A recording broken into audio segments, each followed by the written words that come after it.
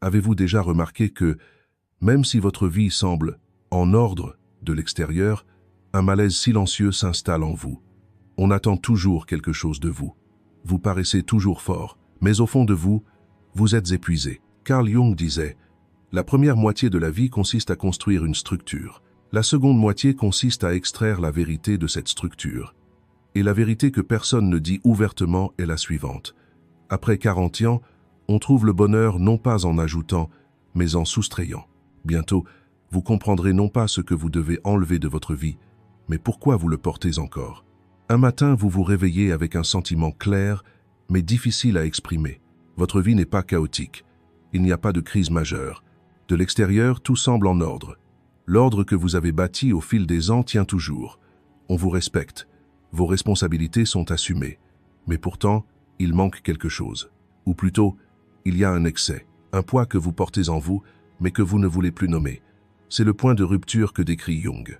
Car, selon Carl Jung, la première moitié de la vie consiste à construire une structure dans le monde extérieur et la seconde à se confronter à sa véritable nature au sein de cette structure. Cette confrontation débute souvent par une insatisfaction sourde. Durant cette période, on entend fréquemment la même chose. « Tout va bien, mais je ne me sens pas bien ». Cette phrase n'est pas de l'ingratitude. Ce n'est pas du tout un comportement capricieux. C'est le début d'un processus intérieur. Jung perçoit ce processus comme le premier signe d'individuation.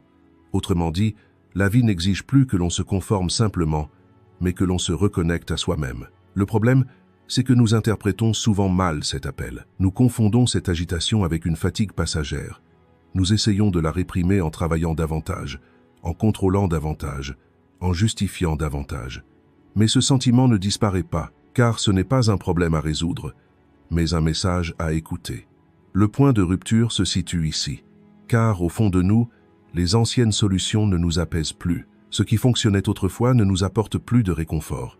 Chercher davantage d'approbation, être mieux compris, avoir raison plus souvent. Rien de tout cela ne comble le vide intérieur. Au contraire, cela épuise encore plus la personne. Selon Jung, la raison en est qu'à ce stade de la vie, l'âme aspire au monde intérieur, et non au monde extérieur. Tant que l'on continue d'investir dans le monde extérieur, les choses commencent silencieusement à se défaire à l'intérieur. Ce délitement est d'abord effrayant, car on a l'impression que les identités auxquelles on est habitué se relâchent. Le moi apparemment fort, le rôle de l'abnégation, la personnalité qui contrôlait, tout ne sont plus aussi solides qu'avant. À ce stade, il est difficile de se l'avouer. On se demande, n'est-ce pas ce que je veux? N'ai-je pas œuvré pour cela pendant des années? C'est là que réside la véritable douleur de l'effondrement. Car le problème n'est pas l'échec. Le problème est que les choses que l'on a accomplies ne nous nourrissent plus. Jung décrit cette situation comme la quête de l'âme en quête d'une nouvelle direction. Lorsque cette quête est réprimée, une personne devient agitée. Elle vit avec un sentiment constant d'incomplétude. Elle paraît calme en apparence, mais porte en elle une tension intérieure. Elle devient plus intolérante aux petites choses. Des situations autrefois tolérées deviennent désormais pesantes, car l'âme aspire à parler un autre langage. Ce dérèglement n'est pas un effondrement, même si la plupart des gens le perçoivent ainsi. Le réflexe se déclenche. Il y a un problème, et je dois le résoudre. L'approche de Jung est très claire. À ce stade, le problème n'est pas résolu, il est reconnu, car il s'agit d'un signe de transition, non d'un dysfonctionnement. Les identités que vous avez forgées durant la première moitié de votre vie commencent à être remises en question dans la seconde, et ce questionnement est inévitable. Il s'amplifie à mesure que vous le fuyez. Il frappe plus fort à mesure que vous l'ignorez. Par conséquent, le sentiment que ce n'est plus suffisant n'est pas une plainte à faire taire, mais une compagne qu'il faut prendre au sérieux. Il faut alors s'arrêter et se demander « Qu'est-ce qui m'épuise vraiment? Est-ce mes actions qui sont en cause? Ou est-ce le fait de m'accrocher à une vie qui ne m'appartient plus ?» Selon Jung, quiconque ose se poser cette question s'engage sur la voie de la transformation. Les réponses ne sont pas encore claires. Tout est encore éparpillé. Mais c'est précisément là que réside la rupture. La dissolution des anciennes significations, le fait que les nouvelles ne se soient pas encore formées. Cet intervalle est déstabilisant.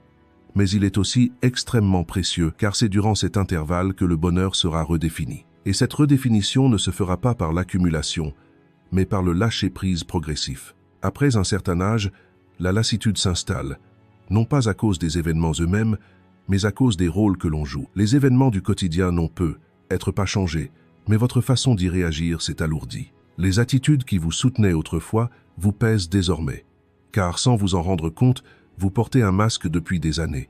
Jung appelle cela la persona, le visage que la société attend de vous, celui que vous avez adopté au fil du temps. Un visage fort, compréhensif, adaptable, non conflictuel et maître de la situation. Ce masque assure votre survie dans la jeunesse. Il vous aide à être accepté et à progresser. Mais dans la seconde moitié de la vie, ce même masque vous étouffe. Et le problème n'est pas l'existence du masque, mais l'identification à celui-ci. Selon Carl Jung, la persona est une interface nécessaire entre l'individu et le monde. Cependant, lorsqu'une personne confond cette interface avec son être tout entier, une déconnexion intérieure s'installe. Car la persona vous représente, mais elle n'est pas vous. Au fil des années, cette distinction s'estompe. On finit par confondre son rôle avec son identité. Celui qui paraît toujours fort finit par endosser même sa faiblesse comme un rôle. Celui qui a toujours été compréhensif ne parvient même plus à discerner ses propres sentiments. Celui qui s'est toujours adapté oublie de se demander ce qu'il désire. Et cet oubli engendre une solitude intérieure. On se sent au milieu de la foule, mais distant de soi-même. Ce masque devient automatique avec le temps. On le porte machinalement. Lorsqu'on entre dans une pièce, on ne choisit pas qui l'on sera. On agit par réflexe. C'est précisément ce que Jung dénonçait. Lorsque le personnage est utilisé consciemment, il est fonctionnel. Lorsqu'il s'enfonce dans l'inconscient, il contrôle l'individu. Et un moi contrôlé ne peut apporter la paix, car il est constamment en alerte. Il est constamment en train de maintenir, de protéger et de justifier les choses. Cela crée une tension intérieure. La lassitude que beaucoup de personnes paraissent calmes en apparence provient de cette tension. Après 40 ans, le prix de ce masque devient plus visible. On ne peut plus jouer son rôle aussi facilement qu'avant, car à ce stade, l'âme aspire à la simplicité. Moins de rôle, moins d'explications, moins de preuves. Mais le personnage résiste. « Ne me quitte pas, dit-il. Si tu me quittes, qui seras-tu » Cette question est terrifiante, car si le masque tombe, il faut se retrouver face à son vrai visage. Et la plupart des gens ne l'ont pas vu depuis longtemps. C'est pourquoi cette période s'accompagne d'une agitation intérieure. On presse ce que l'on ne veut pas, mais on ignore encore ce que l'on veut. La plus grande erreur à ce stade est de resserrer encore davantage le masque, d'essayer de paraître plus fort, d'être plus compréhensif, d'être plus adaptable. Or, la transformation dont parle Jung exige le contraire. Le personnage doit s'affiner. Il n'est pas complètement abandonné, mais assoupli. On n'a plus besoin de répondre à tout. On n'a plus à jouer tous les rôles. Être la même personne en toutes circonstances n'est pas une vertu. Cette prise de conscience ouvre un espace intérieur, et cet espace ressemble d'abord à un vide. On perçoit ce vide comme un danger, mais en réalité, ce vide est la porte d'entrée vers la vérité. Maintenant, vous devez vous poser cette question. Est-ce que je vis en accord avec mon identité, ou est-ce que je continue à jouer un rôle auquel je suis habitué? Selon Jung, une personne capable de se poser honnêtement cette question a fait un pas vers l'individuation. Car l'individuation ne consiste pas à porter un nouveau masque, mais à reconnaître où les anciens masques vous limitent. Cette prise de conscience n'est pas sans douleur. Il faut réévaluer certaines relations, certaines habitudes, certaines attentes. Mais cette réévaluation n'est pas une destruction, mais une simplification. Et la simplification est une condition essentielle au bonheur. Si vous êtes arrivé jusqu'ici et que ces pensées vous semblent familières, ce n'est pas un hasard. Car une fois que la personnalité commence à être remise en question, il n'y a pas de retour en arrière. Soit on continue à porter le masque et on s'épuise intérieurement, soit on apprend progressivement à le remettre à sa juste place. Ce processus d'apprentissage n'est pas facile, mais il est libérateur. Car la véritable paix ne vient pas du regard des autres, mais de la connexion que l'on entretient avec soi-même. Et cette connexion devient possible à mesure que les masques s'estompent. Lorsque le masque commence à se dissiper, le premier sentiment éprouvé n'est souvent pas le soulagement, mais l'incertitude. Car le masque n'est pas seulement un visage que l'on montre aux autres, c'est aussi une histoire que l'on se raconte. Une part importante de ce que l'on appelle ce type de personne est constituée de réactions et de stratégies d'adaptation acquises au fil des ans. C'est précisément ce que Jung souligne. Pendant que le masque se dissout, on se sent un peu perdu. Ce désarroi n'est pas une faiblesse, mais un réajustement de sa boussole intérieure. Tandis que l'ancienne identité perd de sa clarté, la nouvelle n'est pas encore formée. C'est durant cette phase qu'il faut apprendre la patience. Quand on est malheureux, on cherche généralement la raison à l'extérieur, les autres, les circonstances, le passé. Pourtant, Jung met en lumière une vérité plus troublante. Ce qui nous gouverne n'est souvent pas ce qui nous arrive, mais ce que nous ignorons en nous. Jung appelle cela l'ombre. L'ombre n'est pas synonyme de méchanceté. L'ombre, c'est tout ce que l'on rejette, refoule et nie en se disant « je ne suis pas comme ça ». Colère, jalousie, ressentiment, soif de pouvoir, faiblesse, peur, tout ce qui est refoulé parce que socialement inacceptable est relégué au domaine de l'ombre. Et sans s'en rendre compte, on finit par vivre sous l'influence de ces parts refoulées. Selon Carl Jung, celui qui n'affronte pas son ombre est gouverné par l'inconscient. Cette domination est silencieuse. Elle ne s'exprime pas clairement. Elle se manifeste surtout par des cycles récurrents. Rencontrer sans cesse les mêmes types de personnes, vivre les mêmes déceptions, être déclenché aux mêmes endroits. On se demande alors, pourquoi cela m'arrive-t-il toujours? Mais la question est mal posée. La bonne question est, quelle part de moi-même aspire à être vue, mais à laquelle je tourne le dos? Car tout ce qui est refoulé finira par ressurgir sous une autre forme. Et souvent ce retour est douloureux. Après 40 ans, l'influence de l'ombre devient plus visible. À ce stade de la vie, l'énergie diminue. L'âme ne peut plus porter le fardeau du refoulement aussi facilement qu'auparavant. Les mécanismes de défense efficaces de la jeunesse commencent à se fissurer. On peut alors se sentir soudainement plus irritable, intolérant ou indifférent que jamais. Ces changements soudains ne sont pas fortuits. Selon Jung, c'est l'ombre qui frappe à la porte. Elle dit « Tu ne peux plus m'ignorer ». Tant qu'on ignore cet appel, la tension intérieure augmente. À mesure que la tension monte, le corps s'exprime, les relations se détériorent, ou la personne sombre dans un profond sentiment d'absurdité. La plus grande idée fausse concernant l'ombre est la suivante. On croit que la confronter ne fera qu'empirer les choses. Ils craignent de devenir plus égoïstes, plus durs, plus sombres. Mais Jung affirme exactement le contraire. Celui qui n'affronte pas son ombre est déjà inconsciemment influencé par ses traits. La différence est la suivante. Ce qui demeure inconscient est incontrôlable. Ce qui est amené à la conscience est transformable. Lorsque l'ombre est reconnue, la personne s'épanouit. Elle n'est pas plus dangereuse, car elle cesse de se mentir à elle-même. Elle n'ignore plus ses sentiments, elle n'étouffe plus ses désirs, et cette honnêteté forge une force intérieure. Cette confrontation n'a pas besoin d'être dramatique. Selon Jung, le travail avec l'ombre se fait par l'observation, non par la violence. Au lieu de refouler immédiatement une émotion dès son apparition, on la remarque. On se demande, pourquoi cela a-t-il provoqué une réaction si forte en moi? On se tourne vers l'intérieur avant de blâmer le monde extérieur. Ce regard ne signifie pas apprivoiser ses propres ténèbres, il signifie accepter leur existence. Ce qui est accepté s'adoucit, ce qui est refoulé se durcit. C'est précisément là le plus grand obstacle au bonheur dans la seconde moitié de la vie, un monde intérieur refoulé, mais puissant. Une personne qui entre en contact avec son ombre vit des changements subtils mais profonds. Ses réactions s'apaisent. Les mêmes événements ne la perturbent plus autant qu'avant, car elle commence à distinguer ce qui lui appartient de ce qui lui vient de l'extérieur. Jung appelle cela l'intégration. C'est, à dire, la fin des conflits entre les différentes parties de son être. À ce stade, le bonheur ne signifie plus se sentir constamment bien. Le bonheur est une résilience intérieure qui permet de faire face à toutes les émotions. Il s'agit de ne pas fuir la douleur, de ne pas exploser de colère, de ne pas se figer face à la peur, mais d'être capable d'accepter ce qui se passe. Il est maintenant nécessaire de s'examiner honnêtement. Quelles sont les caractéristiques des personnes qui vous dérangent le plus? Quelles émotions vous font honte? Quels aspects de vous-même refoulez-vous en disant « je ne suis pas comme ça ». Selon Jung, les réponses à ces questions portent les traces de l'ombre, et la personne qui suit ces traces cesse de s'auto-saboter, car ce qu'elle refoule ne la contrôle plus.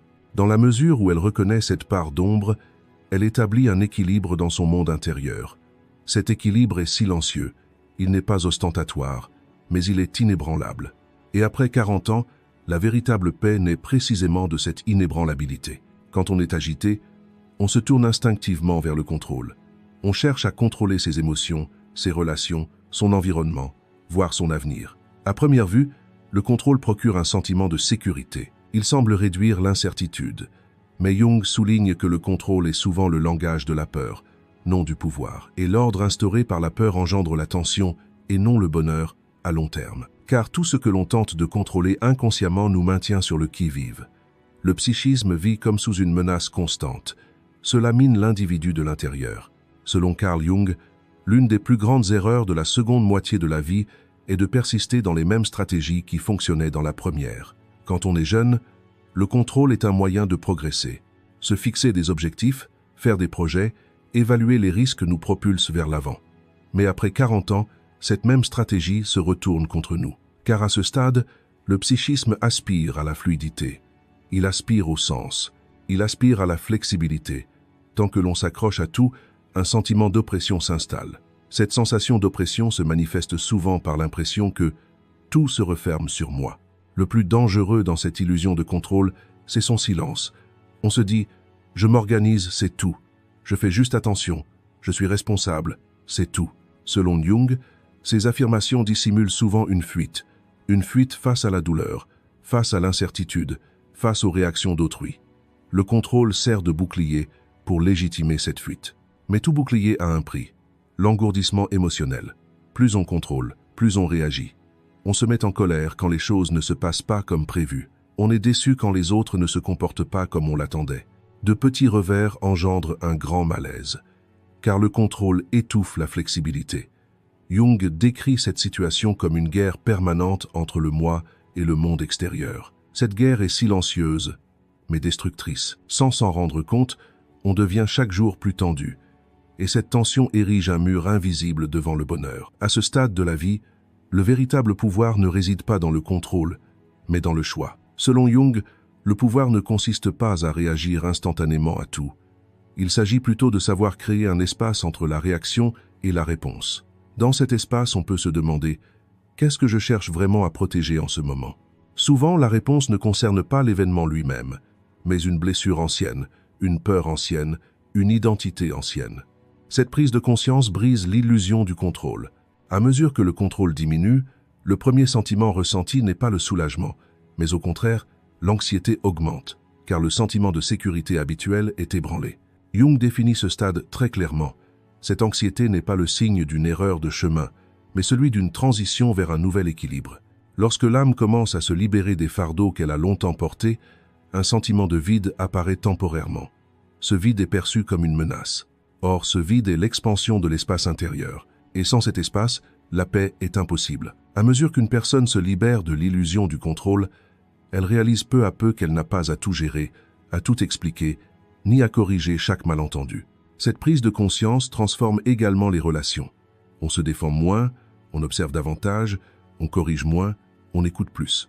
Cet état, comme le souligne Jung, n'est pas de la passivité, mais la souveraineté intérieure, c'est, à dire, la capacité de se tenir en harmonie avec soi-même. Il est temps de s'arrêter et de s'observer. Ce que l'on tente de contrôler dans sa vie relève-t-il réellement de sa responsabilité ou ne sont-ce que des habitudes rassurantes? Selon Jung, celui qui peut répondre honnêtement à cette question a reconnu le piège silencieux qui étouffe le bonheur. Et une illusion ainsi démasquée ne peut plus dominer comme auparavant. Car le bonheur ne naît pas du fait de s'accrocher désespérément à tout, mais de lâcher prise sur ceux dont on n'a pas besoin. Ce lâcher-prise ne se fait pas instantanément, mais chaque lâcher-prise permet à l'âme de respirer un peu plus, et ce souffle ouvre la porte à une véritable paix dans la seconde moitié de la vie. L'un des domaines où le besoin de contrôle est le plus manifeste est celui des relations. Alors qu'on croit protéger ses proches, on se met en réalité à les gérer. On agit comme si l'on savait exactement quoi dire, quoi ressentir, et même quand il faudrait changer. Selon Jung, cette attitude n'est pas alimentée par l'amour, mais par la peur. La peur de la perte, la peur du rejet, la peur de se sentir inutile. Le contrôle apaise ces peurs un temps, mais il bloque l'accès à une connexion authentique. Avec le temps, les liens se distendent, l'intimité diminue et la personne se sent incomprise. Souvent, ce n'est pas l'autre qui est mal compris, mais sa propre insécurité. Dans la seconde moitié de la vie, le bonheur ne provient pas de l'accumulation de nouveautés, contrairement à ce que beaucoup croient. Nouveaux objectifs, nouveaux rôles, nouvelles responsabilités. Si ces éléments peuvent procurer une sensation de vitalité passagère, ils n'instaurent pas une paix intérieure durable. Car, selon Jung, à ce stade, l'âme aspire à s'alléger, non à grandir. Elle souhaite que les fardeaux portés pendant des années, mais désormais obsolètes, soient reconnus. Ces fardeaux sont silencieux, ils ne font pas de bruit, mais ils exercent une pression constante sur le monde intérieur. Ils sont silencieux et donc dangereux. Ces 5 fardeaux silencieux qui étouffent le bonheur après 40 ans ne peuvent être pleinement libérés qu'une fois la transformation intérieure achevée. Le premier fardeau est l'obligation de plaire à tous. Dans la jeunesse, Cette attitude est une stratégie de survie. Pour être accepté, ne pas être exclu, être aimé, on fait des compromis. Mais avec les années, ces compromis s'accumulent. Selon Jung, l'un des plus grands obstacles au processus d'individuation est la violation constante de ses propres limites. Une personne qui cherche à plaire à tout le monde finit par ne pouvoir établir de lien authentique avec personne. Car le lien exige de l'honnêteté, et l'honnêteté exige la capacité de dire non. Lorsque ce fardeau n'est pas allégé, on néglige ses propres besoins, écrasés par les attentes d'autrui. Le deuxième fardeau est le besoin constant d'explication. L'effort pour justifier ses comportements, ses changements, son repli sur soi. Selon Jung, il s'agit du mécanisme de défense de l'ego. Lorsqu'une personne se sent incomprise, elle tente de garder le contrôle en expliquant. Cependant, à ce stade de la vie, il n'est pas nécessaire de tout expliquer. Certaines décisions sont simplement ressenties.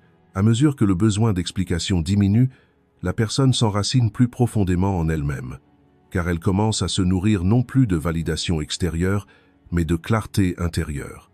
Le troisième fardeau est constitué par les vieilles identités rigides qui affirment « voilà qui je suis ».